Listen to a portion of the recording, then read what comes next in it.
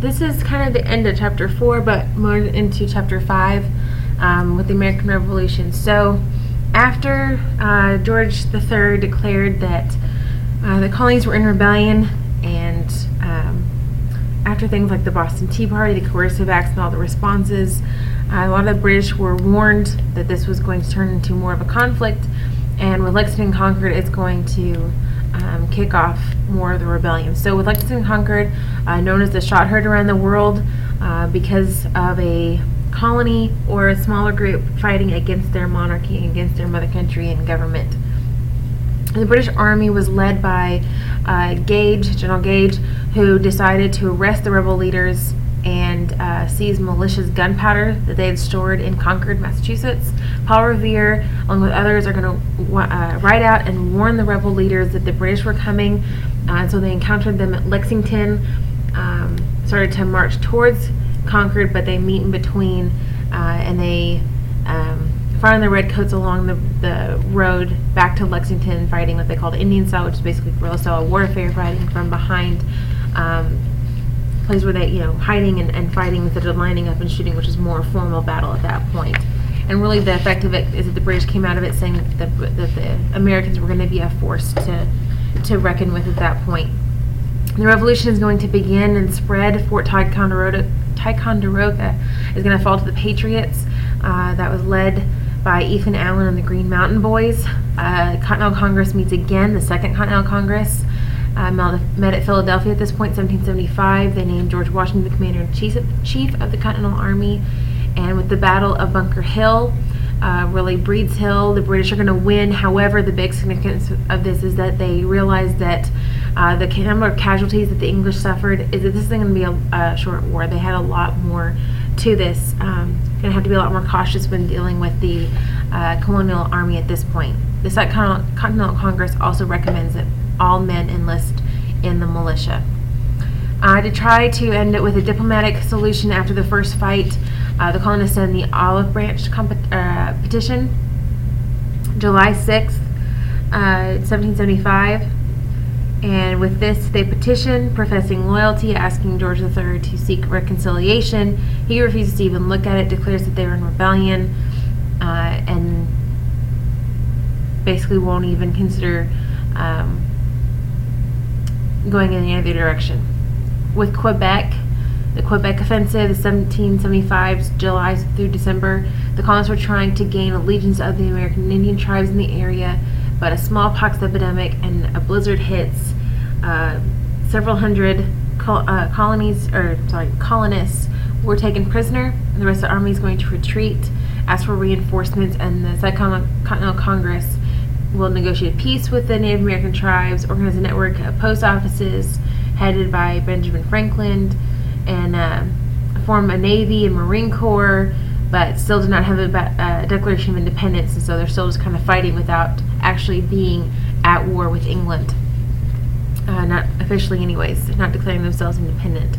Common Sense was written. It was a pamphlet published by Thomas Paine, January 1776. Before the pamphlet, a lot of colonists had directed their grievances at Parliament, not really thinking about the monarchy, but he will attack the monarchy itself, urge the colonists to abandon the king, to assert their independence, urge them to break all ties, so that it did not make sense that a colony the size of them should be ruled by a small island with a corrupt king. Divine right and all that he's saying does not matter. He said that, people always say the king can't do any wrong, but he is going to argue against that idea. And Common Sense is going to circulate. A lot of copies were spread around, and so those ideas are going to start to persuade a lot more people towards the patriot cause.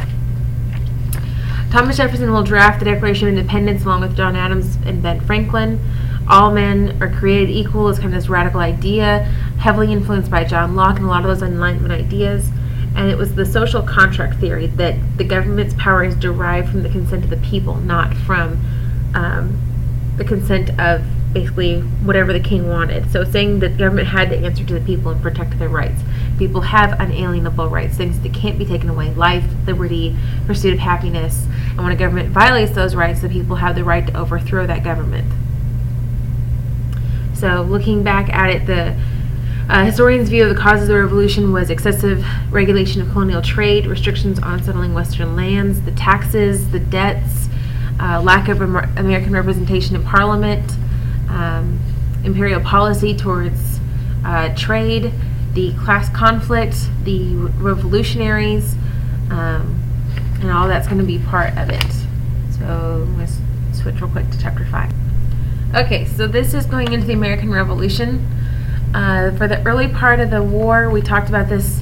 I'm going to move on. This was the cartoon that went with the Albany Plan. A couple other images. Pause anytime you want to look at them a little bit more. Okay, so the advantages and disadvantages for both sides. The disadvantages for the British, this wasn't their only thing that they had going. They were distracted. They had other things they were fighting. So not having 100% focus at this point was a disadvantage for them. So is distance. They're thousands of miles from home. So if they need to get word to anybody or reinforcements or supplies, it takes a while to get the notice overseas plus get the response back. Desire to fight was not there. They were basically there because they were told to be there. Leadership was not on their side. Plus the fact that the difficulty is going to be the fact that the French are going to be helping the Americans beginning in 1778. The advantages of the British, they had people. They had 7.5 million to 2 million for the colonists. They had not only one of the most powerful navies, but the fact that they really even had a navy was an advantage. They had wealth, which also helps them to hire mercenaries, the Hessians, the German mercenaries, to help supplement their numbers, and also the loyalists, who were American colonists who wanted to stay true to Britain and didn't see an advantage of breaking away and thought that the idea of breaking away was just crazy. Revolution was treason. For the Americans, disadvantages was the split opinions. Having a colonist who did not believe and adamantly preached against revolution was a disadvantage. They didn't have money, they didn't have a navy. What they did have was leadership. They had good leaders, they had good generals, good diplomats. They have foreign aid. The French come in to help them. They're fighting on their home field. They had the defensive war, and they have a cause. They didn't just have to win. They wanted to preserve their rights, their way of life, and so their goal is not going to be to try to win any big battle because they're outnumbered completely, but they just said we just try not to lose too much was really going to be the big goal.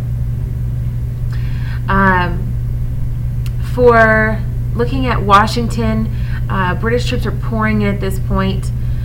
General Howe, who's in charge of the British, had the biggest British army ever, 32,000 men. They had the mercenaries that would help them, and Washington himself at best has 19,000 poorly trained soldiers trying desperately to hold on to New York, and a lot of his men have zero experience. So the first year is very rough. They had the Battle of Long Island. Americans were defeated because they were short of ammunition. They were outnumbered. George Washington, by December of 1776, only has about 3,000 men because most had just left. They'd just gone home. Thomas Paine will write The American Crisis, another pamphlet trying to kind of boost morale. In there, that's that very famous quote of "These are the times that try men's souls," trying to get people to realize that it's a struggle, yes, but we can keep going and we can keep fighting. People are starting to already leave because it's winter. So before they stop fighting, George Washington wants some victory to go into the winter with. And that's going to be the Battle of Trenton, the New Jersey. That was the painting there, them crossing the Delaware River. Americans will win.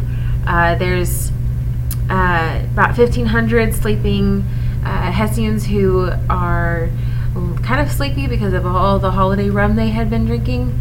Only 500 of them are going to escape death or capture, and George Washington, to both death or injury, had lost only 6 people. So it's definitely a one-sided win. Battle of Princeton, another American win against the British, and so 2 battles going in, trying to kind of save this cause for independence, to keep patriotism going, trying to just, and it works because after the winter, he's going to have more numbers coming back and keep as much as he was able to.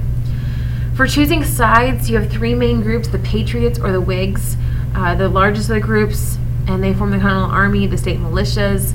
You have those that are loyalists or Tories, about 20% of the population. They do not want to dissolve the relationship with England. And then you have a middle group, those who are on both sides, not really sure which side. They might switch sides, they might decide later on, but they're kind of stuck in the middle. The militia and the army that are formed, the militia has two purposes: to defend the local community and help supplement the Continental Army. They come in, they help with an attack, with a fight, with a battle, and then they go home after it's done. The Continental Army, they're better trained, they're more reliable, but they're not as professional as the British had. They're more of citizen soldiers. A lot of desertions was a big problem that they faced. Also, finances and supplies. States rarely paid their share of the war expenses, so there's often having to borrow from people as they went around. They're borrowing from other farmers. They give them a receipt, and that would later be paid by the Continental Congress. Money would also come from selling loyalists to states as they would desert them. Printing paper money was a big problem later on, but it was a short-term fix that would try to help, at least with some of the economic crisis that they were facing. Hunger, disease was a big problem, especially in the winter. Some even were eating their shoes, trying to just avoid starvation. Washington kind of takes a chance and ends up inoculating the whole army against smallpox, because that was another big problem they faced in close quarters over the winter.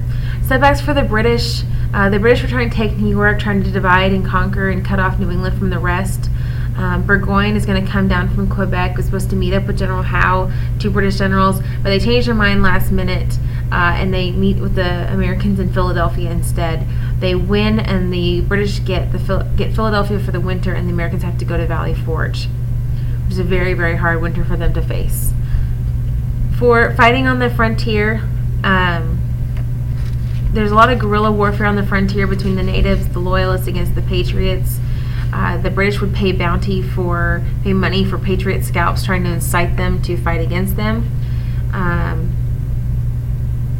In Kentucky, Daniel Boone was one of the big names fighting against the British and the loyalists. I think that's pretty much it on that one. Looking at some of the turning points at this point, which I know we didn't mention Saratoga, but I want to mention that one at least. 1777 campaign, so still towards the early beginning, middle-ish of this war. Burgoyne had too many people moving too quickly too many people to move quickly. British general, he had a very large entourage that was following him around. It had 2 defeats.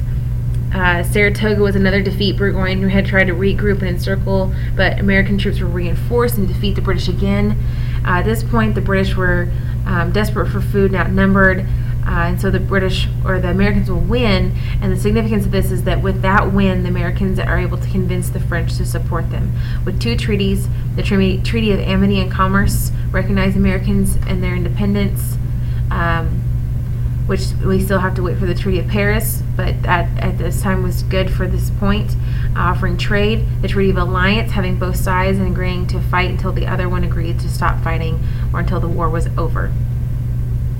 British are now at war with the French, even the Spanish, who come in to help the French, not Americans, but to help with the French. Looking at the war in the South, the British trying to test the theory that the Southern Loyalists were there and just needed some redcoats to kind of, get their movement going. Loyalists were basically, it was overestimated. Once the British got there, they did have some wins, and really they did have a lot of wins, but none of them were big enough to end the war. And this was when the war of attrition really came into play, and people just thought, if we can just keep this going through the southern states, Savannah and Charleston, even through the Carolinas, thought if we can just keep small losses, then eventually they'll try to catch the British at a point when they felt like they would be able to get them to surrender.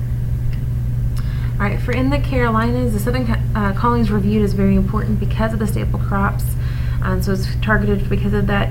Nathaniel Greene is the new southern commander, a lot of battles, and he basically said, we fight, we get beat, we rise, we fight again, and just trying to find a way to wear them out. So at Yorktown, they were able to win this battle. The French blocked the British from the sea, the colonists from the land side, and they end up Yorktown is where Cornwallis will surrender and end the war. Treaty of Paris, no hope for British victory. House of Commons said no more to war. Lord North resigns. British decided to end the war. They recognized American independence. Pre-war debts would be paid and tried to restore land to the Loyalists, and that was with John Adams, John Jay, and Ben Franklin.